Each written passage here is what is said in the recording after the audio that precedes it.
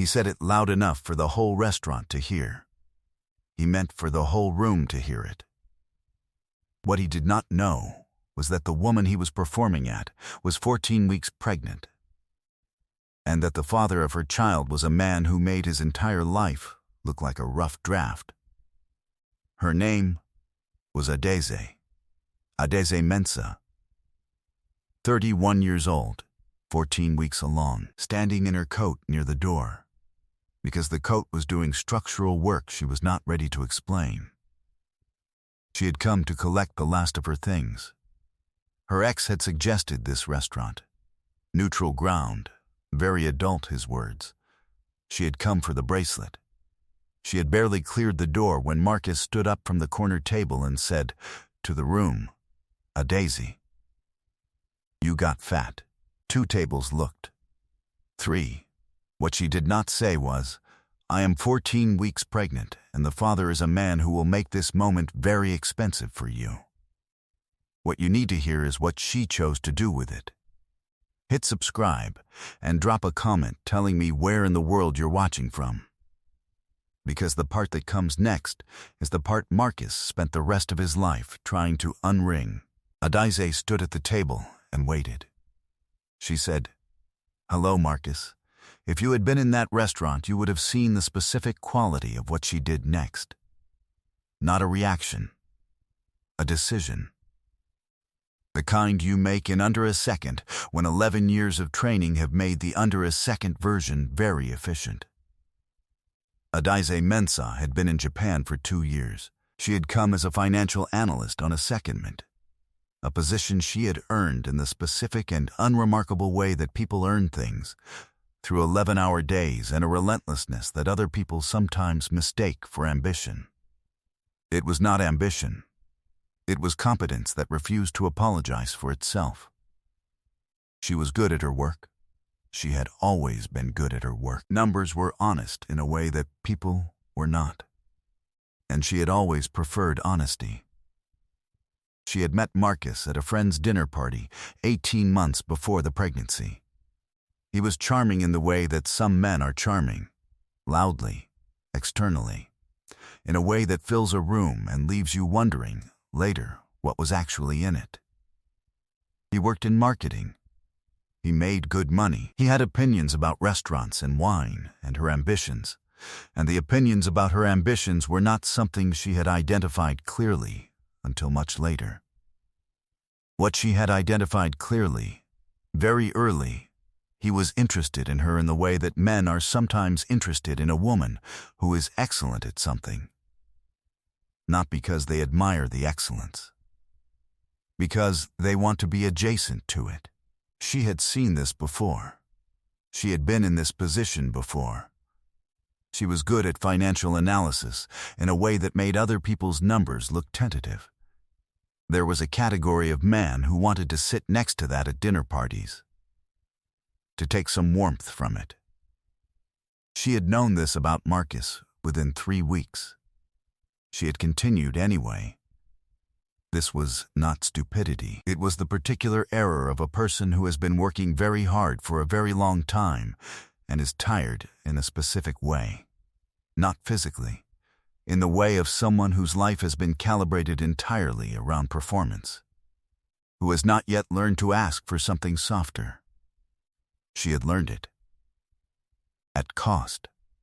But she had learned it. The secondment in Japan had been the first time in 11 years that she had lived in a city where no one knew what her numbers looked like, where she could walk to a convenience store at 2 in the morning and be nobody, just a woman who wanted a specific brand of crackers, invisible in the best possible way.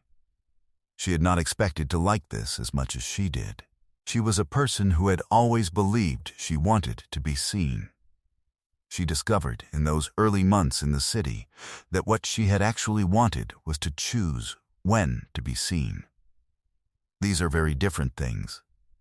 She was 6 months into the secondment when she met Harada Kenji. 8 months in, when the relationship became something she had to name to herself. 14 months in, when she found out about the pregnancy. The timeline was tighter than she would have chosen if she had been choosing it, But she had long since learned that the things that matter do not ask for your preferred schedule. They had been together for 7 months. Then she had found out she was pregnant, and he had said, "In this order, are you sure? Whose is it? And I don't think I'm ready for this." She had looked at him across her kitchen in Minato at 8:30 on a Tuesday morning and understood something with great clarity. She said, "All right." He had taken this as agreement. She had meant it as a conclusion. She had not told him who the father was.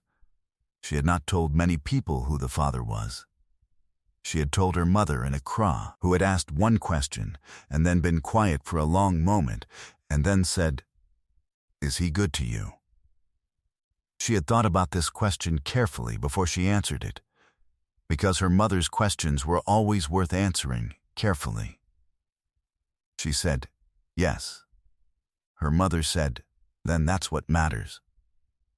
The father was Hirata Kenji. He was 49 years old. He ran an organization that did not advertise its nature.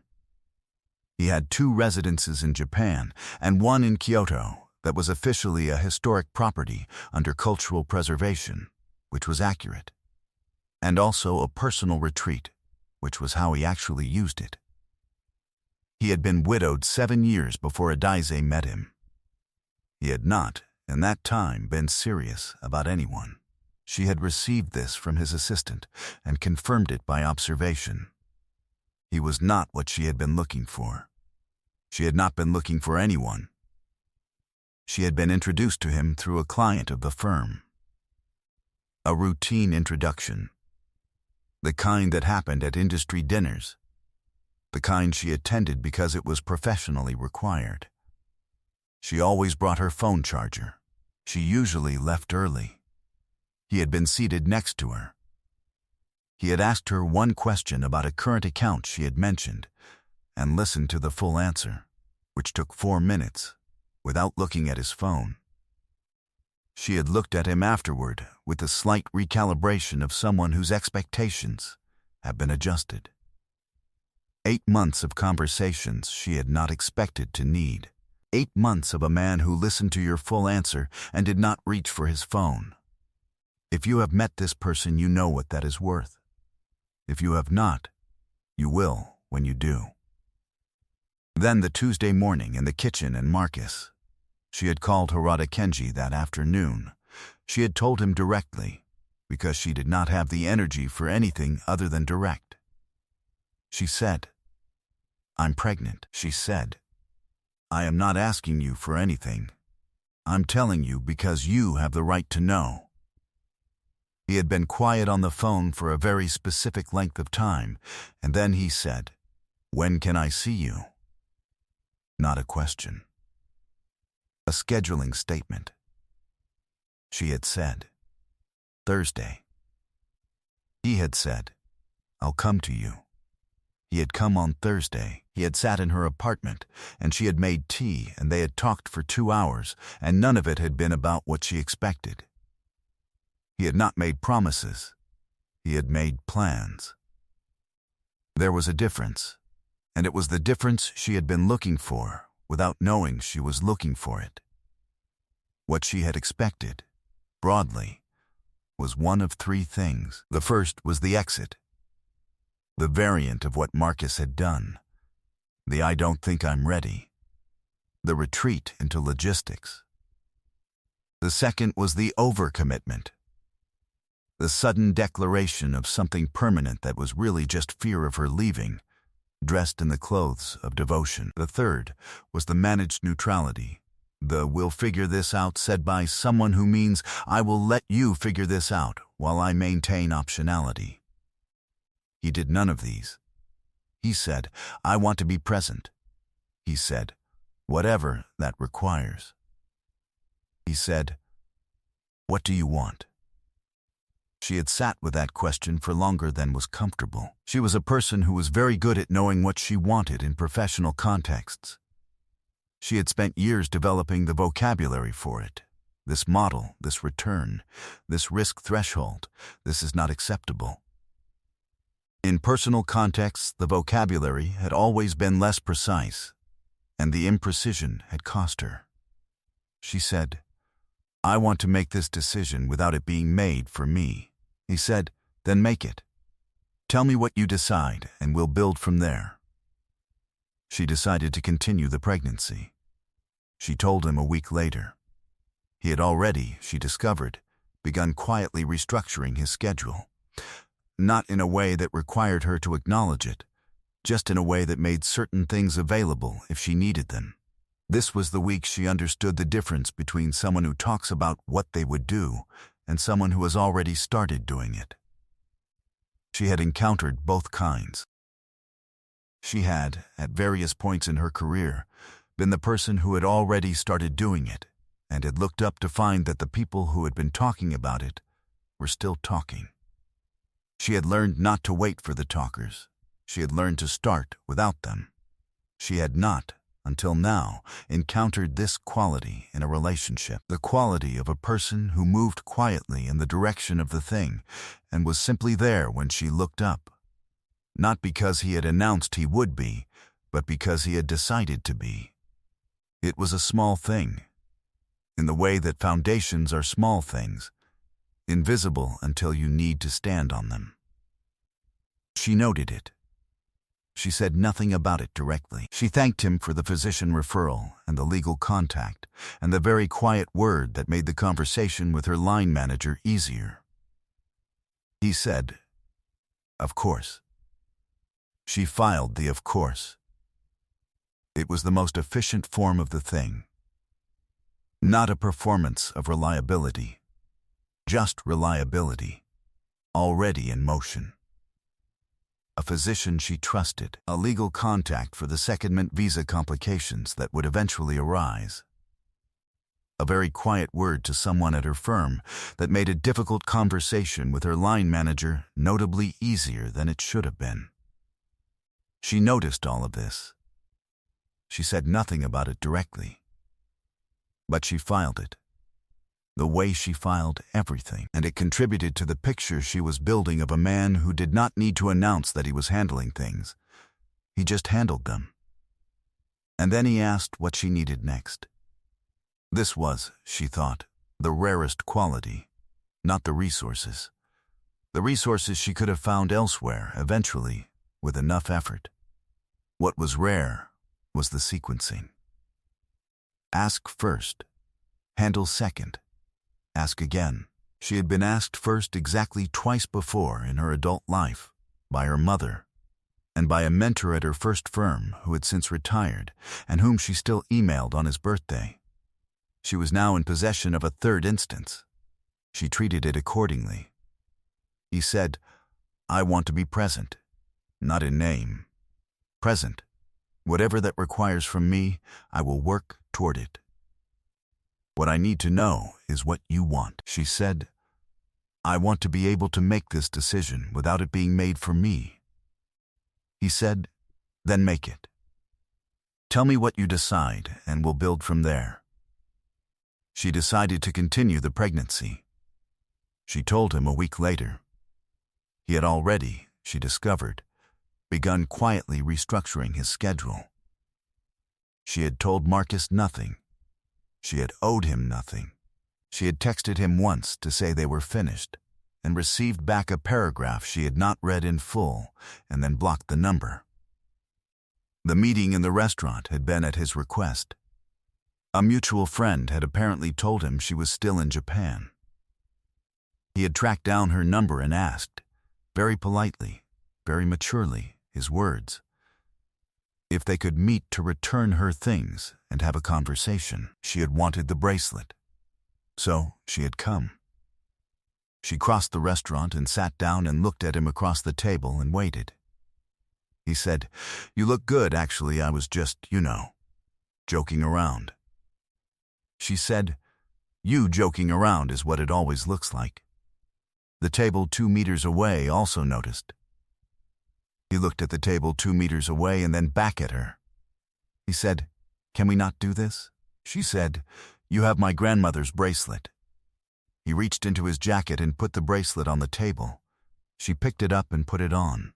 She said, "Thank you. I'll go." He said, "A Daisy, can we just talk? I've been thinking about us." She said, "There isn't an us." He said, "I know I handled things badly, the way things ended. I've had time to think." She said, "Marcus," he said, "you're different. Something is different. What happened to you?" She looked at him. She had not planned to say anything further. She had planned to collect the bracelet and leave. To go home and eat the specific combination of foods that had been getting her through the second trimester. Rice and mango and a particular brand of salty crackers she had sourced with more effort than she was proud of. She had not planned any further conversation. But Marcus had a quality she had noted over the 7 months of their relationship. He asked questions with the tone of someone who already knows the answer and is waiting for you to confirm it. The question he had just asked, "What happened to you?" had that tone. It meant, "You've changed, and I am assigning myself the right to evaluate the change." She said, "I'm pregnant." The look on his face moved through 3 expressions in 4 seconds. She watched all of them. He said, "Whose?" He stopped. He said, "Is it?" She said, "It's not yours." He said, "Who? When did you?" "I mean, we only ended," she said, 7 weeks after we ended. The maths is straightforward." He leaned back. He had a particular way of leaning back that she had always understood meant he was recalibrating, reassessing, deciding what position to take. He said, "Right. Okay, so you moved on fast." She said, "Yes." He said, "And the father? Is he involved?" She said, "Yes." He said, "Right. Good. Good." She looked at him. She picked up her bag. She said, "Goodbye, Marcus." He said, "A Daisy." "Wait, I want to understand. Who is this person?" She said, "I don't think that's something you need." He said, "I'm just asking. Out of, I still care about you. I want to know you're okay." She said, "I'm fine." He said, "Who is he?" She had stood up. She had her coat on. The bracelet was on her wrist. She looked at Marcus across the table, at the man who had sat in this corner seat, and said you got fat to her across a full restaurant because he wanted an audience. He had always needed an audience. The entire 7 months had been a performance for a room she had not known she was sitting in. She said, "You'll find out."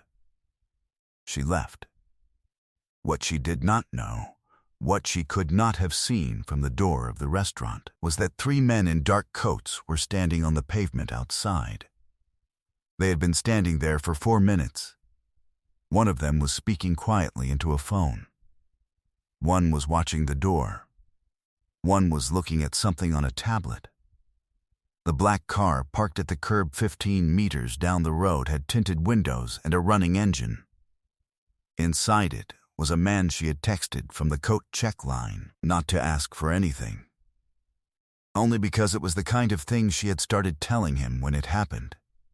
The way you tell someone things when they have become the person you tell things to. She had texted, "Marcus is being Marcus." She had attached a coat emoji and an eye roll emoji and put her phone away. He had texted back, 4 minutes later, a single word, "Outside." She saw the car when she came through the door. She saw the 3 men. She stood on the pavement in the cold and looked at the car for a moment and felt something she had not expected to feel, which was the specific warmth of being known. Not rescued. Not protected in the way that implies you needed saving. Known in the way that someone shows up not because they think you can't handle it, but because they understand it is nicer not to handle it alone. She walked to the car. The door opened from inside. She got in. He looked at her. He said, "Are you all right?" She said, "I'm fine. I have the bracelet." He looked at her wrist. He said, "Good." She said, "You didn't need to come."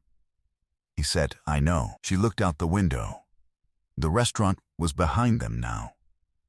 Marcus was still inside it, at the corner table, with whatever thoughts Marcus had in the wake of conversations that hadn't gone the way he'd arranged them in his head.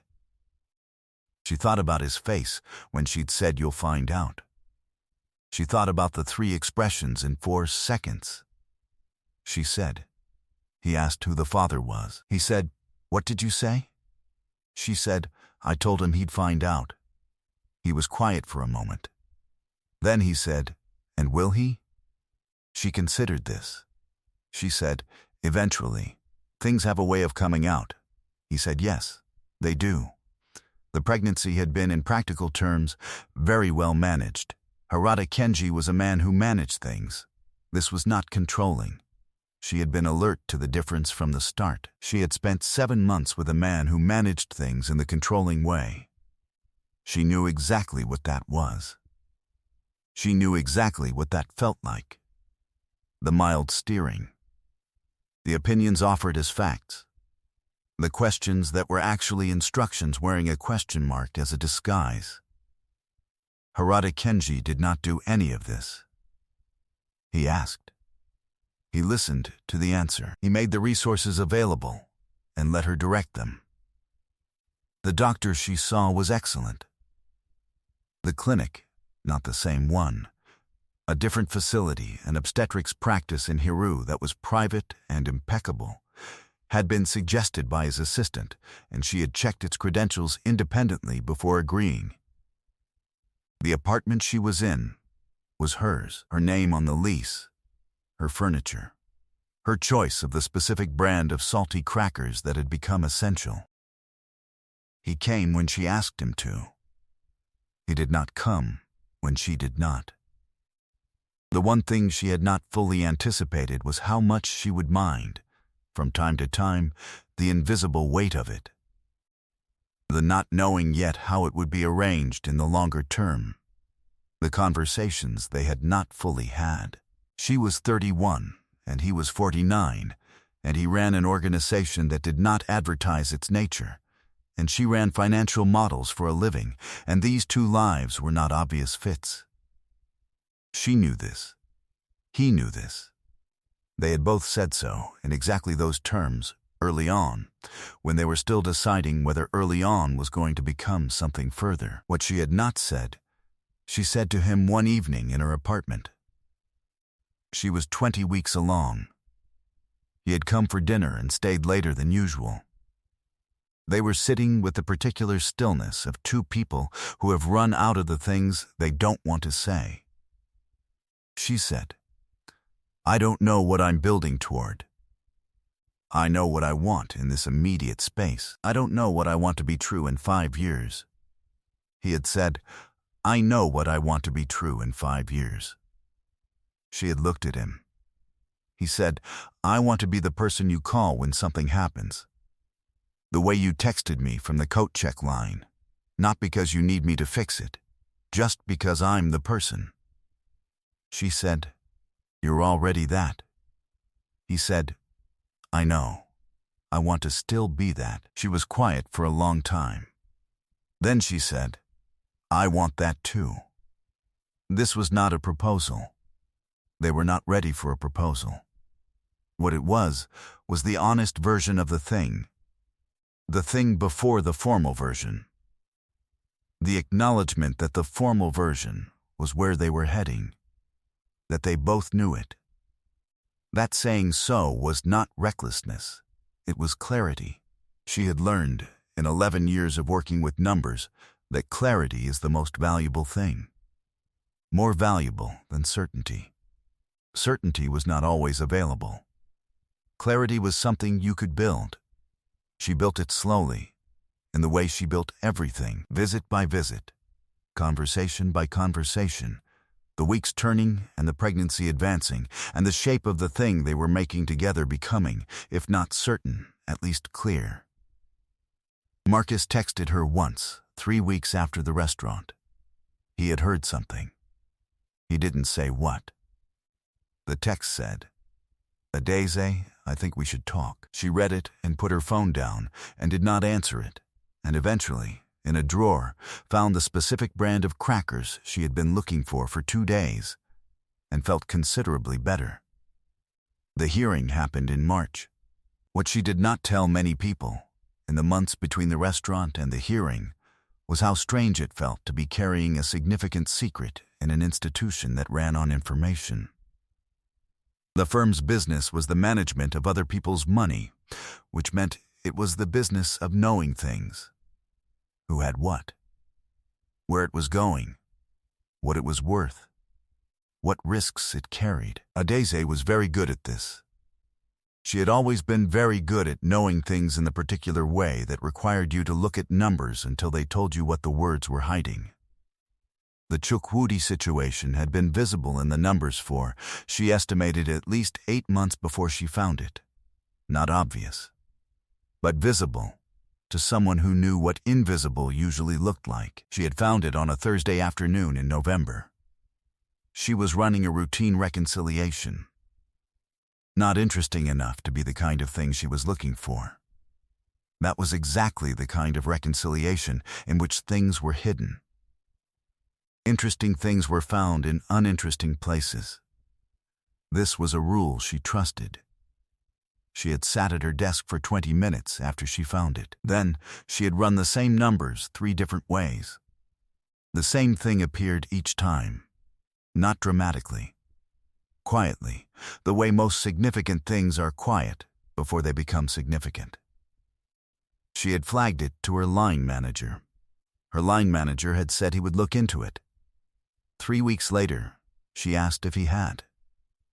He said he had, and there was nothing to worry about. She had looked at him across his desk and understood, with the clarity that numbers gave her, that he was lying. Not perhaps about what he'd found, about what he'd decided. She went to the compliance officer. The compliance officer said he would need to review the materials. A week passed. She sent a follow-up. Another week. She was 22 weeks pregnant by the time she decided that the internal mechanisms had been given adequate opportunity to function and had chosen not to, and she contacted the external regulator. This was not a popular decision. She had known it would not be. She had made it anyway. She was a person who had spent 11 years working with numbers that did not care about popularity. She had found this quality useful in her professional life. She started applying it to her personal one as well. This requires some explanation. The investment firm where Adeze worked had a senior partner named Chukwudi. Over 18 months, he had been quietly routing client funds through shell accounts. The routing did not survive close examination. Adeze had been the one to notice. She had not noticed dramatically. She had noticed the way she noticed most things, which was by running the numbers until the numbers told her something the explanations didn't. She had flagged it internally first. The internal response had been sufficiently unimpressive that she had flagged it externally. The investigation that followed had been running for 4 months by the time the preliminary hearing was called. She was a key witness. She was also, by the date of the hearing, 28 weeks pregnant. This was not relevant to the proceedings. It was relevant to the fact that she had spent the previous 2 weeks sleeping badly and eating crackers at 2 in the morning. She told Harada Kenji she was fine. She was always fine. She was a person who was fine. He had said on the evening before the hearing, "You don't have to be fine right now." She had said, "I know. But if I stop being fine, I won't sleep and I need to sleep." He said, "What would help?" She said, "Sit with me for a while." He sat with her. They did not talk. He had a quality she had identified early and valued increasingly, which was the quality of being present without needing to fill the space. She had spent a long time around people who needed to fill space. The silences with him were restful. She slept. The hearing was in a room in Minato with 47 people in it. Chukwudi sat at the far end of the table with the expression of a man who had convinced himself everything was going to be fine, right up to the moment it wasn't. Adeze sat with the legal team that had been arranged for her. She had not asked who arranged it. The legal team had not said. The quality of the preparation suggested resources she would not have had access to independently. She gave her testimony in clear, numbered points. This was how she always gave information. Numbered points are harder to argue with than narrative. Narrative has emotional valence. Numbers do not. She was cross-examined for 90 minutes. It was not pleasant. She sat through it with the same stillness she had held through Marcus in the restaurant, through years at the firm where senior partners had explained her own findings to her as though she had found them by accident. She answered every question accurately and waited for the next one. At the end of the 90 minutes, the opposing counsel had achieved nothing of substance, which she had anticipated. Because she had done the numbers, and the numbers held. She came out of the hearing room into the corridor and found Ryu standing near the window. She had met Ryu twice before. He was the younger brother. He was the person she had once heard described by someone who did not know she could hear them as the one you don't see coming. He gave her a nod and said, "The car is outside." She said, "I can take a taxi." He said, "The car is outside." She looked at him. He looked back. He was not a man who made arguments out of statements. She had learned this about him. He made statements once and then waited, and the statement had the quality of something already decided that you were catching up to. She said, "Fine." He walked with her to the lift. In the lift he said, "You were in there a long time." She said, 90 minutes. He said, "Kenji-san wanted to come." She said, "I know. I asked him not to." He said, "You would." She said, "Then he wasn't surprised." He said, "No." The lift opened. They crossed the lobby. She was 30 weeks pregnant. She had given 90 minutes of cross-examination. She was wearing heels because she had decided, 3 days before, that she was not going to modify her appearance to make herself seem less than she was. The heels were the right choice, aesthetically. She was very ready to take them off. Ryu noticed this without commenting on it. He held the door. She took the car. In the car, Harada Kenji was not on his phone. He was not doing anything. He was simply there, in the way that he was simply there when she needed him to be, which she had come to understand was not a passive quality, but a very active one. Being present required not filling the space with yourself. It required making room. He was very good at making room. He looked at her when she got in. He had the evaluating expression she had learned to read as, "Tell me."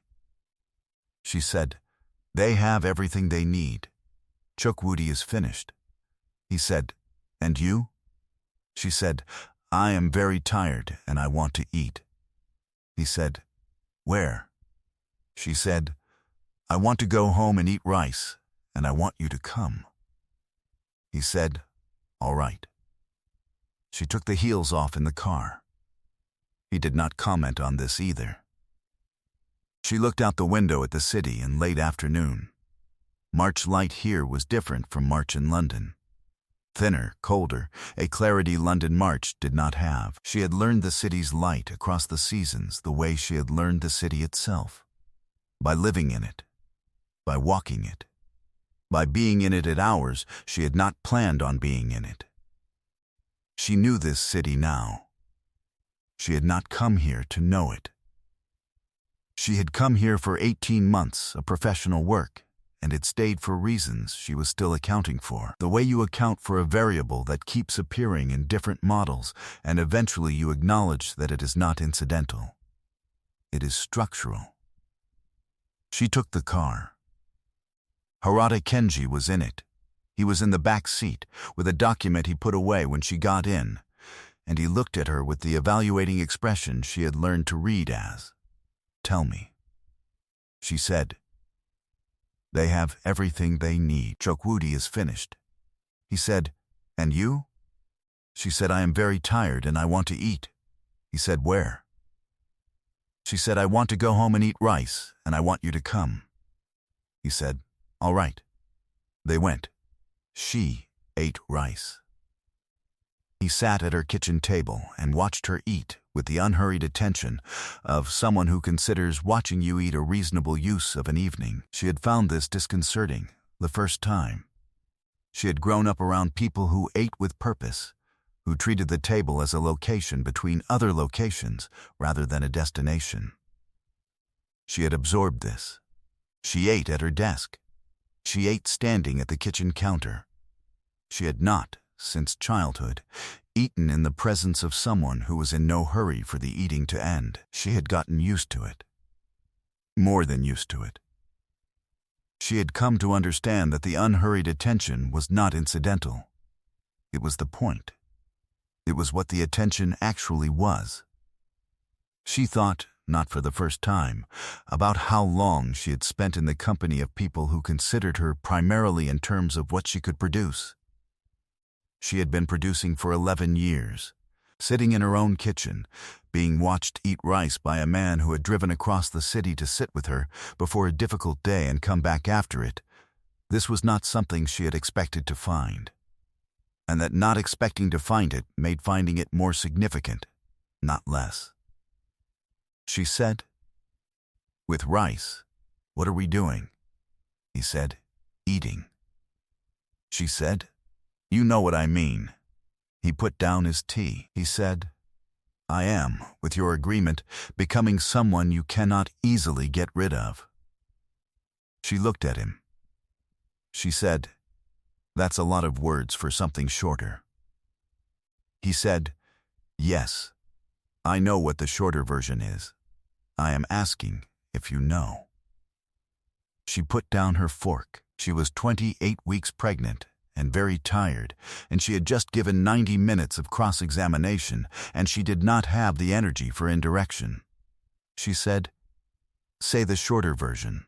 He said, "I would like to raise this child with you. I would like to be your family. I am not asking you to decide tonight. I am asking you to know that that is where I am." She was quiet for a long time. Then she said, "I know where I am too." He said, "And?" She said, "Same place."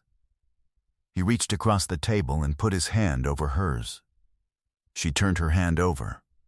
They sat like that in her kitchen. The rice went cold. The garden was dark outside the window. The particular quiet of two people who have said the thing they have been not saying for long enough, that saying it changes the air in the room. She thought, later, about how different this was from the version she had been afraid of. The version where she was alone. The version where she had made the decision to continue the pregnancy knowing that she was making it without a partner. Building toward a future that would be hers alone to build. The way she had built most things, through effort and clarity, and a refusal to be deterred by the absence of what she hadn't been given. She had been prepared for that version. She had built her whole professional life on not needing things to be easy. This was not easy either. But it was not that version. It was the version where someone sat at her kitchen table and listened. Made plans instead of promises. Came outside when she texted from a coat check line. Had already restructured his schedule before she made the formal decision, because he had understood what kind of person she was and had decided to be the kind of person who met her there. She could not have written this version. She had not tried to. The numbers she worked with were real, not projected. You could only model what had happened, not what might. And you had to stay inside the certainty of what was actually true. What was actually true was this kitchen, this table, his hand, the garden outside, the small boy sleeping in the next room. What was actually true was that she had come to this city for 18 months of professional work, and had stayed for reasons she had not finished accounting for. She thought she was close. Now, she thought she could see the full picture forming. She thought, This is the model that works. What none of this had to do with was Marcus. Until October, when it briefly did.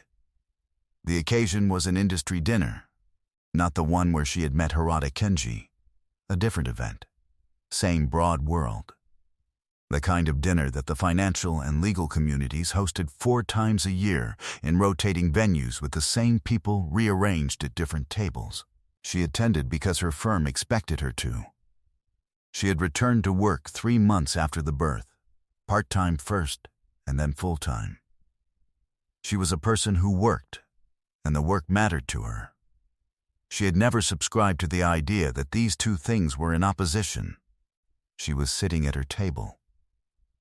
7 months after the baby. In a dress that fit and heels she had chosen, the particular composure of a woman who has recently done something very hard and come through it intact. She saw Marcus across the room. He saw her at the same moment. He was with a group from his company. 3 men, 2 women, the kind of industry cluster that appeared at these dinners because their firms bought tables. He looked at her the way you look at someone when you know them, and have decided in advance that the knowing will go a certain way, and then the way disrupts itself. She was not pregnant. She was not in the coat. She was at a table where the seat to her right was empty, but where the empty seat had the particular quality of a place being held. He crossed the room. This was not a good decision. She watched him cross it, and understood that he was doing the thing he always did, which was following an impulse because he believed his instincts about rooms, and his instincts about rooms were less reliable than he thought.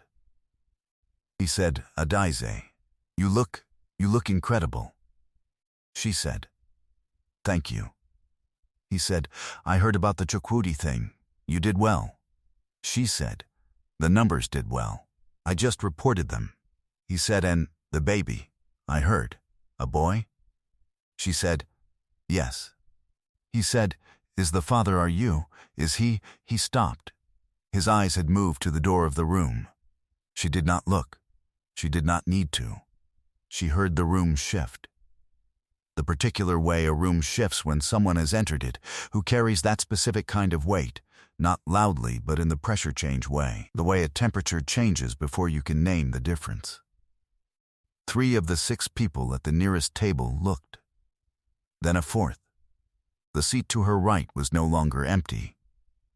Harada Kenji sat down. He looked at Marcus the way he looked at most things he had assessed as minor, briefly, fully, and then, not again.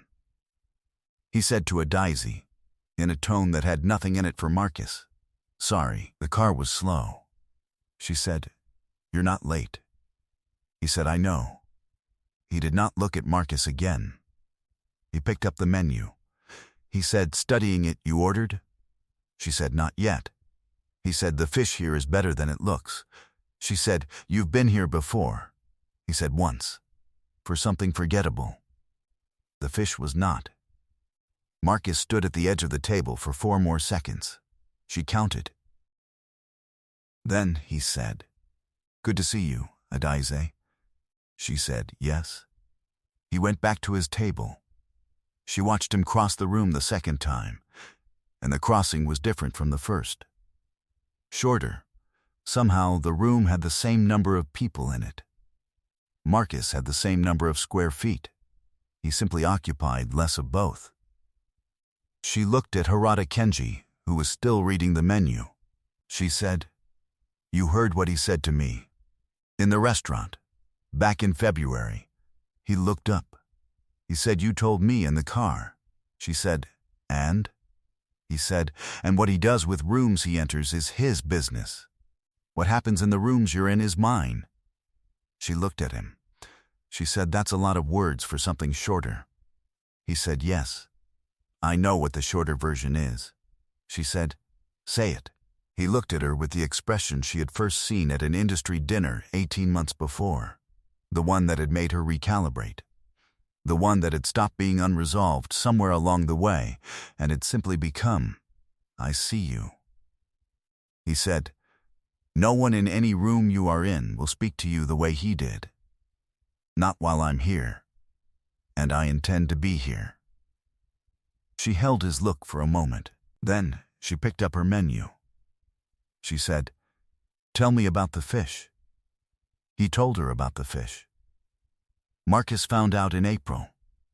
He found out the way people found out things they had not been meant to know, which was through a chain of other people who each knew one piece. The thing about a man like Marcus was that his self-regard was a load-bearing structure. It held everything else up: the charm, the opinions, the restaurant choices, the particular way he had of entering a room as if he had been expected and was arriving on time. All of it sat on top of a bedrock of unchallenged certainty about his position in the order of things. He was not unintelligent. He was not without qualities. He had simply arranged his life so that he was never required to reckon with the gap between how he saw himself and how things actually were. Adeze had understood this about him before she left. She had not said it. It was not useful to say. It would not have reached him in any form he could receive. What she had done instead was leave, clearly and completely, without performing the kind of anguished exit that would have given him a story to tell himself about being the abandoned one. She had simply stopped. He had filled in the gap with whatever narrative suited him. She had been content to let him. Marcus found out in April. A friend of a friend who had been at an industry event. A name mentioned, a photograph in a business context, somewhere, where the organization's legitimate holdings were relevant. He put the pieces together the way people always put pieces together when they are motivated to look. He called the mutual friend who had given him Adeze's number the first time and said, "Did you know who she was seeing?" The mutual friend, to his credit, said, "That's not really your business, Marcus." Marcus did not call it Adeze. He had enough sense for that much, or enough self-preservation. She could not be sure which, and it did not matter. What he did was go quiet, the way a very loud thing goes quiet when the thing it has been performing to is no longer responding. She heard about it eventually from the mutual friend, who told her with the specific enjoyment of someone who has witnessed a thing and waited to share it. She listened. She said, "Thank you for telling me." And then she did not think about it again for very long, because she had other things to think about. The baby arrived in June. A boy. He was 7 pounds 4 ounces, and had his father's stillness and his mother's eyes, and he appeared to have opinions about everything from the first hour, which surprised no one who knew either of his parents. She held him in the delivery room and looked at him and felt the thing that you cannot describe to someone who has not felt it, the specific, enormous, uncategorizable thing. She did not try to describe it. She just held him. She had thought during the pregnancy about whether she would feel what she was supposed to feel. She had not said this out loud to anyone except her mother, who had said, "You'll feel something. It won't be what anyone tells you it is. It'll just be what it is." Her mother had a quality developed over 63 years of dealing with people who overcomplicated things, of saying the exact true sentence and then stopping. This was one of them. She felt what it was. She held him and felt it. It was not the soft, warm thing the words for it suggested. It was harder than that, more structural, like recognizing something you had not known was missing, like a number that finally reconciles. Harada Kenji was in the room. He had been in the room for the last 4 hours. He had been more useful than she expected. He had not tried to be useful in ways that required her to manage him being useful. He had held her hand when she wanted it. He had been quiet when she wanted quiet. He had, at one point, said something to the attending nurse in a tone she did not catch that resulted in an additional warm blanket appearing, which was exactly what she had wanted and had not said. She noted this. She did not say anything about it. She was a person who noticed things. She put the baby in his arms. He held the baby with the particular stillness he brought to everything and looked at him for a long time and said nothing. She watched his face. It did the very same thing it had done 2 years before, when they were seated next to each other at an industry dinner and she said something about a current account and he listened to all 4 minutes of it. Surprise, unresolved. And then, slowly, resolving, he said, very quietly, "Hello." The baby blinked at him. She said, "He has your expressions already." He said, "God help him." She laughed. It hurt, and she laughed anyway. 3 weeks later, she sat at her kitchen table in the specific post-newborn combination of exhaustion and clarity that new mothers know and cannot explain to anyone else. The baby was asleep. She thought about the restaurant in Azabu, the corner table, the 2 tables that had looked. She thought about Marcus's face going through 3 expressions in 4 seconds. She thought about standing on the pavement outside in the cold and seeing the car at the curb and feeling not rescued, but known. She thought about the question her mother had asked the very first time, "Is he good to you?" She thought about warm blankets and industry dinners and the way someone can listen to 4 minutes of financial analysis at a dinner party and make you recalibrate everything. She picked up her phone and texted her mother. She said, "You asked me once if he was good to me." Her mother replied very fast, the way she replied to texts when she was already holding her phone. She said, "I remember." Adeze texted back, "He still is." Her mother sent a single heart. Then, "Call me Sunday." She said she would. The Sunday call that month lasted longer than usual. Her mother asked about the baby and about work and about the dinner. Adeze told her what happened. Her mother listened without interrupting, which was not her usual approach to phone calls, and when Adeze finished, her mother said, "He sat down." She said, "Yes." Her mother said, and then he read the menu. She said, "Yes." Her mother was quiet for a moment. Then she said, "That is a very specific kind of man." She said, "Yes." Her mother said, "The specific kind that is very hard to find." She said, "I know." Her mother said, "Don't lose him then." She said, "Mama." Her mother said, "I'm not telling you anything you don't know. I'm just saying it in case you need to hear someone else say it." She did.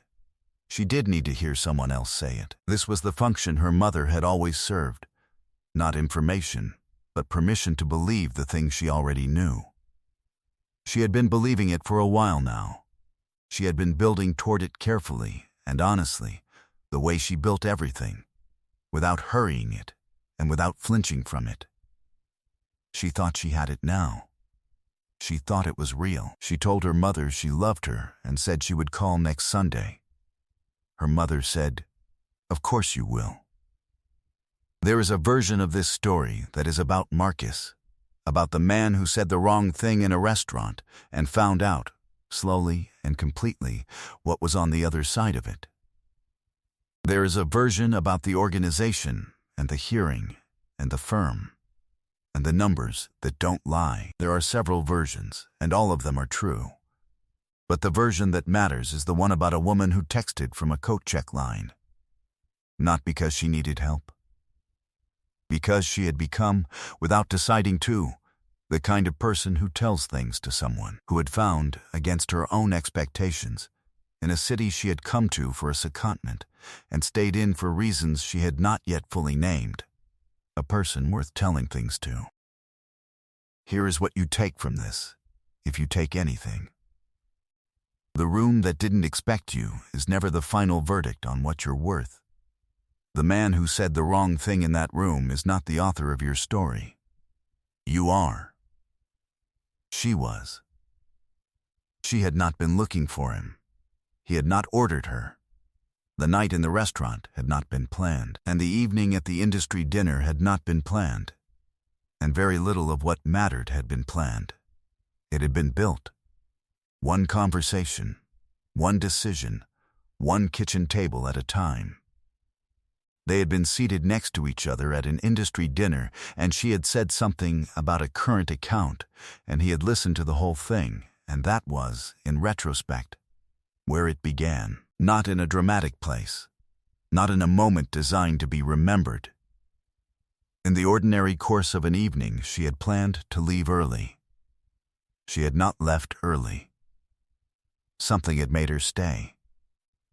The same instinct that made her run a reconciliation one more time. The same instinct that made her flag the numbers when the system said not to.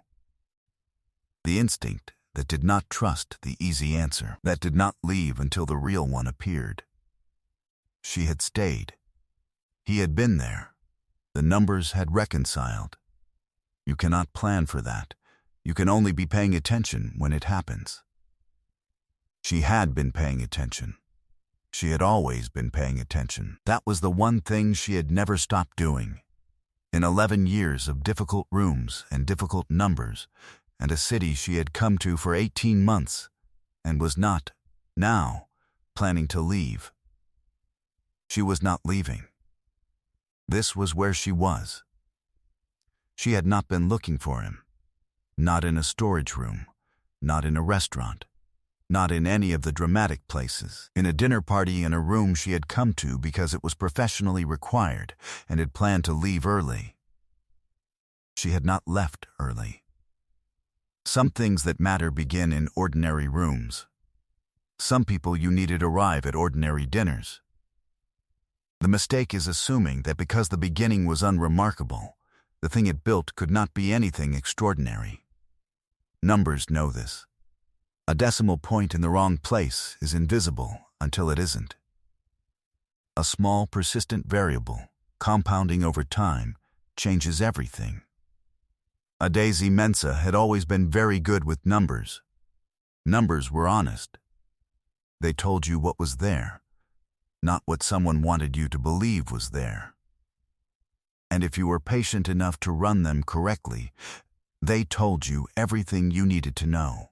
Numbers did not perform charm and then reveal their actual value 7 months in. Numbers did not say you look incredible when what they meant was I underestimated you, and I am recalibrating too late. She had spent 11 years working with numbers that did not care about how they made you feel, only about what was true. She had found this frustrating, occasionally, and she had found it clarifying, more often. She had found it useful in her professional life, and she had found it, eventually, useful in her personal one. The number was what it was. You worked with what it actually was, not what you wanted it to be. Harada Kenji, by this accounting, was what he actually was. She had run the numbers on him carefully, over months, over dinners and late evenings, and difficult conversations, and one hearing corridor and a kitchen table with going cold rice. The numbers held. Every time she had checked, they held. She trusted numbers that held. Marcus had always been very good at misjudging rooms. The gap between those two things was where the whole story lived, and where, in the end, only one of them was. If you stayed until the end of this one, I want to know, what was the moment that made you stop scrolling? Tell me in the comments. And if someone you know needs to hear a story about a woman who already knew her own worth and simply waited for the room to catch up, share this with them. That's exactly what it was made for.